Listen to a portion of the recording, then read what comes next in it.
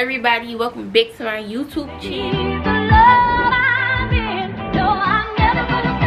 Turn me up some more. I put the new 4Gs on the G. I grab into the bloody bottoms is underneath. Cause all my niggas got it out the streets. I keep 100 racks inside my G. I remember hitting them all with the whole team. Now niggas can't answer call cause I'm all in. I was waking up. I know it's long overdue, but as you can see, I have a new scenery, new background. So your girl was a little busy, you know, but the time frame was a little drawn, I'm not even gonna lie. So I am so excited to get into my first ever series about my mom, my first story time about my mom. We're entitling it Tasha Tuesday. Peep the lady with the dreads in the back, and my mother does have dreads, and yes, she is black. If you ain't know, that's obvious. But I'm so excited to get into this series because I know some of you guys have had the same experience as me growing up with a crazy mother, and I think our stories need to be heard, period.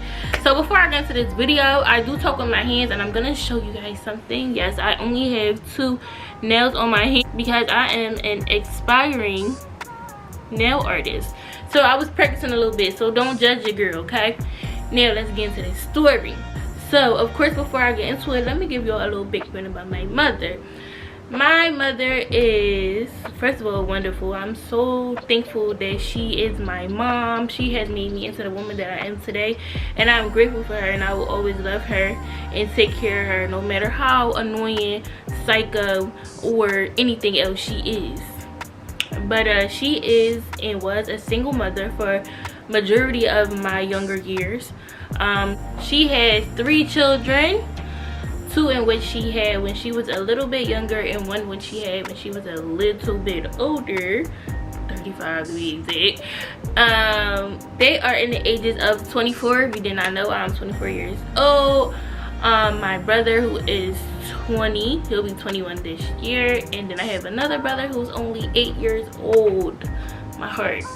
So yeah, she's a mother of 3. She was married, but my father passed away, so she is now a single woman. Of course, she has a little boo thing, but she not married, y'all. So if y'all wanna, y'all know, you know. With my mother, say my mom opened them and she got a little man, okay? Well, a big man, but you know what I'm saying. So that's some big real stories on my mom, and of course, her name is Tasha. I.e. the name Tasha Tuesday, and this story is about the time she found out I wasn't a virgin anymore. I got my V card taken away. So let's get into it. Alright, y'all, so this all happened when I was 15 years old, so this was quite some time ago. I was just entering high school, maybe like, well, I was in the 9th grade, but it was probably like a month into high school or whatever. And you know, when you get to talking to high school girls and they start telling you what they doing, you kind of like, alright, well, hey, I can do it too. But I'm not gonna say it was peer pressure. I definitely wanted to be in the mix though with the girls. Like, I wanted to have something to talk about when we was telling our tea time. You know, I wasn't gonna be telling no made up stories. I wanted things to be real. So I had a little boyfriend or whatever. I'm not gonna call him my little boyfriend because he is my first, so he does hold some value in my life, especially my younger days. I had a boyfriend who I had met on Facebook. He's had slid into my inbox, you know, what's up, how you doing, blah blah blah. He put that mic on me, and I was like, oh hey, what's up, how you doing? Anyway, so basically we started talking from there, and this is gonna, I want to say this is October of 2014, because oh no lord, I want to say this is October of 2010 or 2011, one of those years. I told you I was in 9th grade. I graduated in 2014, so that gives y'all around the time. So this was October or whatever, and I told you I'm just entering. So me and him, we're just starting to talk. So we're going steady. Me and him are just like, you know, really getting acquainted with each other. We're going out on little dates, and mind you, I was not allowed to have a boyfriend, like at all. My mom did not play. So it was kind of like I always had to refer to him, to her, as my friend. So I never was like allowed to go on a date, so I was always sneaking around with him, period. Like the relationship was always like a secret, especially to my parents, because I was not allowed to have a boyfriend and I was not allowed to be doing these things I was doing at the age of 15. But I told you I had a friend group who was growner than me, so I wanted to be in the mix with them, and then ended up, you know. So we ended up really liking each other. Like, I don't want to say in love because I don't really remember my feelings, but I know I had a great amount of like for this person. I like this person a lot. We're gonna name my first, we're not gonna keep calling him my first, but we're gonna name him Jerome. So I like Jerome a lot. Like, he was just like the first boyfriend I've ever really had who I saw on a consistent basis. Not just like a church boyfriend or like a school boyfriend or something like that, but he was somebody I saw outside of the places that I went to or had to go to with either my parents, or I had to go to, you know, for school. So he was like a real boyfriend. When I met him, I told him I was 15. He told me he was 17. So it was a 2-year gap. He told me that he had already graduated high school. He had graduated early or whatever.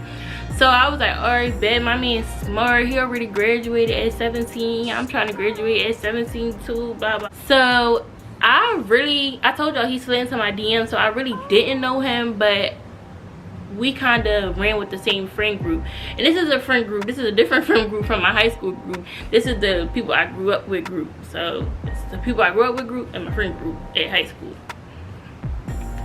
So once those feelings started to get a little bit, you know, more on the sexual side, I kind of became a different woman, or a different young lady, I would say. I wasn't a woman yet, but I became a different young lady. And mind you, I told you we started talking in October, so we didn't really start talking about sex and stuff until maybe January, because I always told him, like, look, I'm a virgin. I'm not really into that. I was a church girl, like, and I was always taught, like, to hold on to your pearls, hold on to your V card. Like, don't, like, give it up to just any random person. It's very special. You should be married before you have sex, stuff like that.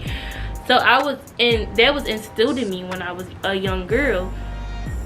So me talking about sex and me even thinking about sex was kind of scary to me. But I did have this new boyfriend, so, and I don't want to make the story time about him, because it's really not about him. It's about my mother and what she did.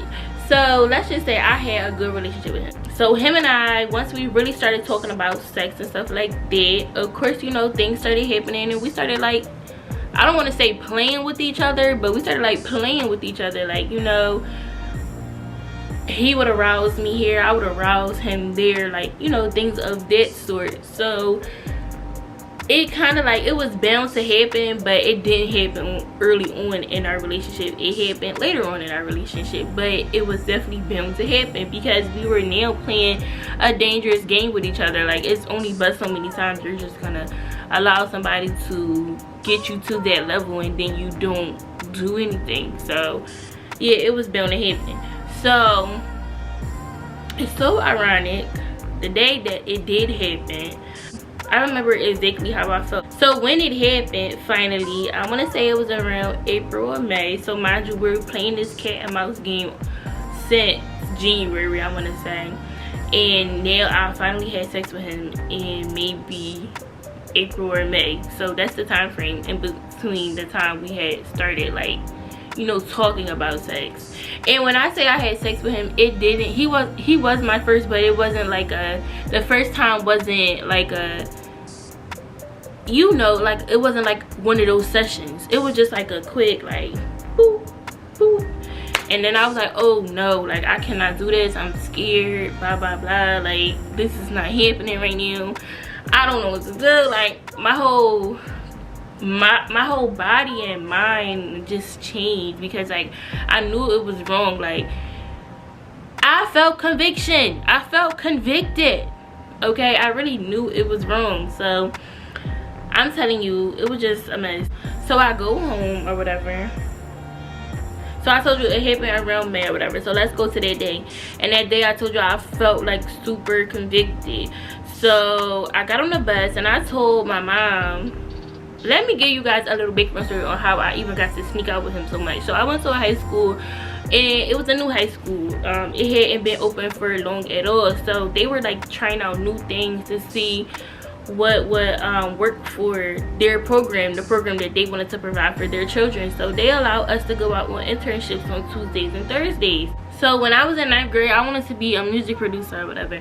So the internship that I went to was, of course, a studio.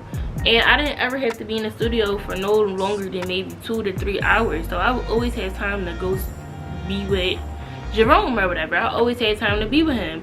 So I would literally just go to my studio session for like maybe 12, and I was supposed to be there from 8 to 3:30, but I would get there like maybe 9 and then leave at 12, and then I would just go right to Jerome's house. Now, I always would tell my mom, like, I always communicated with my mom when I was a child, because my mom is a bit on the insane side, so I always wanted her to know like where I was going and stuff like that, so that I would not get in trouble. I did not want to get in trouble by her.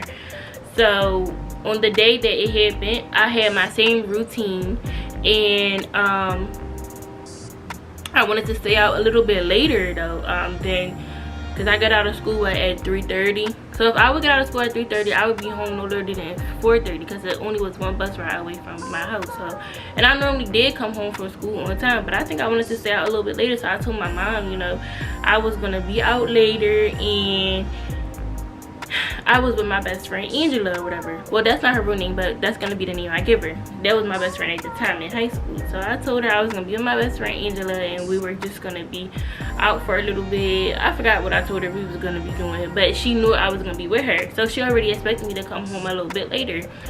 So I get home after the day that, you know, I did it. You know. I come home or whatever, and I just immediately immerse myself in water. Oh, bitch, I had to take a bath, okay? I had to take a bath. So I take a bath, and my mom wasn't home yet, so it was like, it gave me time to think about what had happened. And I literally was just sitting in the tub just thinking, you know, having like one of those moments, just like reevaluating my life. So I'm in the tub and I'm thinking, guess who comes home? Tasha comes home, and I don't even know, I think my brother was, I don't know where my brother was. I think my brother came home with my mom. So my mom and my brother had came home or whatever, because my brother wasn't in the house when I got there. So and at the time my brother is 11, we're 4 years apart. So I'm sitting in the tub, my mom comes upstairs, she's like, hey baby girl, and I'm like, hey mom, how you doing, blah blah blah. Like, we're just having a normal conversation. I leave my phone on the side of the tub, like right there, you know, on the little tub part, just kind of like this, how my phone is right here. I left my phone right there, you know, because I'm in the tub, I'm using it, I'm, you know, in the tub. So she wanted to see my phone basically, and I had a camera phone. Like, this is a camera phone, but my other phone, matter of fact, I'm gonna just throw a picture in here for y'all. My other phone was literally a camera and a phone, and my mom wanted to like play around with it. So she was like, can I see your phone? I want to take a picture, blah blah blah. And I got so antsy. I'm like, mom, no, give me back my phone. I don't want you to take my phone, blah blah blah. She like, why you don't want me to take your phone? Why you don't want me to see your phone, blah blah blah. Why? And my mom is the type of mom that goes through phones and like goes through messages and stuff like that. So I definitely did not want her to see my stuff, because she's the type of mom to be in everything. And I told y'all I had just been playing with Jerome, and we had just, you know, did the nasty and stuff like that. So of course, like, we were talking about it, we were discussing about it, because I felt uncomfortable, but we were also discussing things prior to me having intercourse with this man. Like, we were sexting. I'm just gonna say it. We were sexting. So dang, my bad. Anyway, so my mom's like, why are you acting like that? I can't see your phone, blah blah blah. So then she gets quiet while she's sitting on the toilet, and I'm like, mom, can I get my phone back? And she's like, no. So then she goes into her room with my phone. After that, I knew it was over. So as soon as she goes into her room with my phone, I get up out the tub, because my mom's the type of mom that beats people in the tub. No, DHS, she never beat me while I was in the tub. I'm just saying she would have. Anyway, so I hurry up, I go into my room, I start drying off, getting dressed. So then my mom calls me into her room, and I knew, I'm like, ugh, she about to like say something to me. You know how your mom call you, and it wasn't like that normal, like, Deja, come here. It was like a Dejanera and a Shay, come here. If y'all didn't know, my name is Dejanera. Yeah, that's what Tasha named me. So if y'all ever want to ask her why y'all name her that, but no, that's my name. So she's like, Dejanera and the Shade, come here. So I'm like, oh snap, I know I'm in trouble now. I know I'm about to get in there. So she like, why is this stuff in your phone? And I don't even remember exactly what it was, but it was something. I told you we were sexting, so it was something crazy. It was something that a 15-year-old should not have had in her phone. So I'm like, my best friend Angela sent it. I really put the blame on Angela. Now here's a backstory about Angela. We always covered for each other. Like, she would go over her boyfriend's house and I would say that she's over my house. Her folks would call me and ask, hey, is Angela with you? I would always say yes. Like, we just always cover for one another. But she didn't cover for me. And I'm not even mad at her because my mom is so intimidating. But she did not cover for me. She told my mom that she did not send those messages, and now the blame was all on me because now I had lied to my mom. I was having sex and I was sexting. Like, things was really about to go crazy for me. So we talk about it. I'm telling her it was her. I don't know why she lying. Like, I'm still trying to like defend my lie. I really am. And to this day, my mom didn't know. So hey mom, I lied to you. I'm sorry. I apologize for that one. And Angela girl, I apologize for that too. So she's in her room. She like, get out my face, I don't want to see you. So I end up leaving her room. I'm thinking it's the end of it. She's just disappointed in me. No, this woman comes in my room and fights me like I'm a lady off of the streets. Like, pop, pop, pop, pop. My mom is beating me up. Like, when I tell you she was beating me up, she beat me up so bad that she fractured her wrist or sprung it or something else that made her. I know she had to wear a cast on it for a week or so. So that's how hard that she was hitting me. And then after that, she told me to pack my things up and go. I had to leave. Mind you, I had no job. I didn't have no money or nothing like that. She's kicking me out at 9 o'clock. This all, remember, I got home around 5. She probably got home around 5:30. She saw my messages around 6. She talked to me around 6:30. So all this is happening like during the evening time. So she kicks me out and she tells me to go somewhere. She don't even tell me where to go. She just like, get out my house or whatever. So I leave and I get out her house. So I start walking up the street. And I was gonna walk to my grandma's house with my little bag of clothes. You know, my grandma probably lived 15 minutes away driving from my mom's house, but walking she probably lived like an hour away, so it was like a good walk for me. So then I probably got up the block, probably like halfway up the block to the next light, I want to say, like, to give y'all a description of how far I was able to walk. And my brother, all I hear is, Deja, come home. Mommy said come home now. So I'm like, what? Like, so you beat me up, you take my phone, then you tell me to come home. You kicked me out though, but now you telling me to come back. I was so confused. I didn't know what to do. Mind you, it was just like, I already had so much stuff on me because I had just had sex that day. Girl, it was for the first time and my mother really turned up on me, beat me up for it. So I go in the house, I go straight to my room. I don't even want to have no contact with her. The next morning, she makes me go to the prayer breakfast. I told you I'm a church girl, so she makes me go to a prayer breakfast and she just tells her friends at church or whatever. So I'm already getting like the Jezebel stare from them. So it's just like, okay, now I'm uncomfortable. But she didn't tell my friends, and she allowed me to sit with my friends so they wouldn't know like something was going on. So I sat with my friends and I just sat with them and just like talked to them and stuff like that or whatever, you know, just acting kind of normal, because even though she had beat me up, it wasn't like that serious because she let me sit with them. So I'm like, all right, maybe she's not that mad no more, maybe she's okay or whatever. So at the end of the prayer breakfast, like after all the segments of the prayer breakfast, everybody pray over what they got to pray over. They do like a general prayer. Why did my mom have me go to the front of the general prayer and have all these old ladies, not old ladies, because all these ladies, all these church ladies, they my family though. If you from CNBC and you watching this, y'all already know y'all my family. So don't get offended if I say old ladies, because y'all know I love y'all for real. In my Monique voice. Anyway, oh, I'm sorry, keeping it real.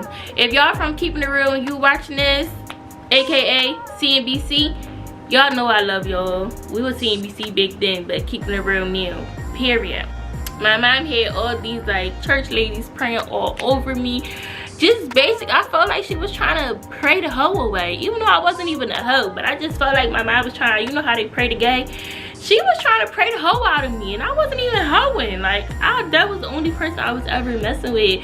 Some people in my friend group was messing with majority of people. Like, a lot of people had sex with multiple people by the time they was my age, and here I go just have sex with one person, and it's the end of the world to Tasha.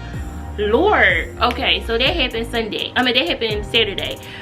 Sunday we go to church. I don't remember anything crazy happening, but Monday I go to school and she tells me I'm on punishment for 3 months, no phone, stuff like that. You know, she gives me like a general punishment. Now I'm thinking the situation is over and like that's gonna be the end of it. No.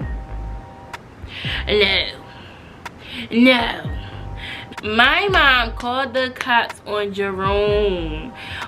So I thought everything was over. She had me talk to a couple of family members, and she had me just, you know, have the talk. She finally had the talk instead of the punch. You know, my mom started going. She had to talk with me or whatever. So I thought things was over. No, this woman calls SVU on Jerome. So she called the cops on Jerome. She's like, Deja, do you know that he lied to you about his age? Do you know that he lied to you about his address? Do you know that he lied to you about his last name? Everything he told you is a lie. He's not telling the truth about nothing. So she called the cops on him because he lied to me and told me that he was 17, but in actuality he is 19.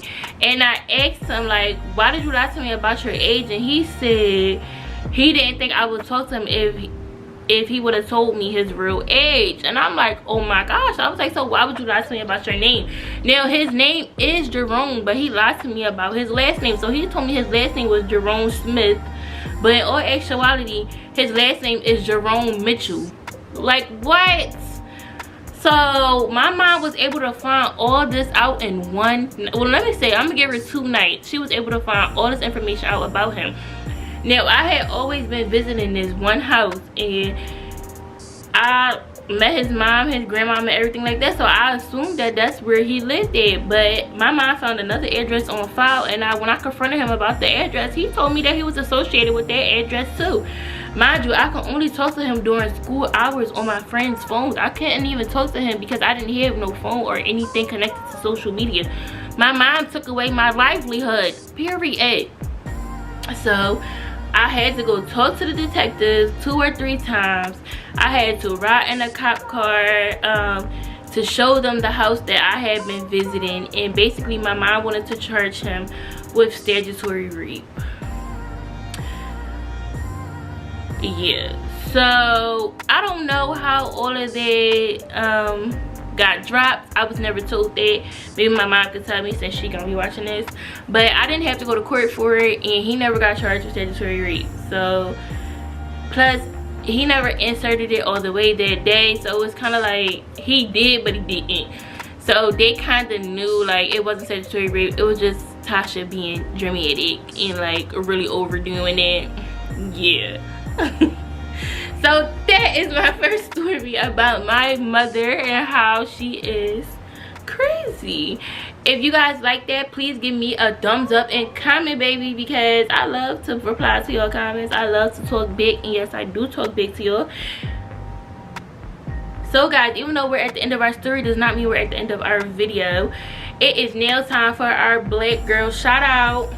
Period. This is a segment I'm going to be doing at the end of each of my videos because black girls are really magic, and I support those who support me, period. So this week I'm gonna be shouting out Michelle's Mihrab, and she sells natural hair oils. Okay, when I tell you my sister girl really is out here dealing hair oils. Okay, here goes her Instagram. Let me tell you, she got reviews and all that. It's official, period.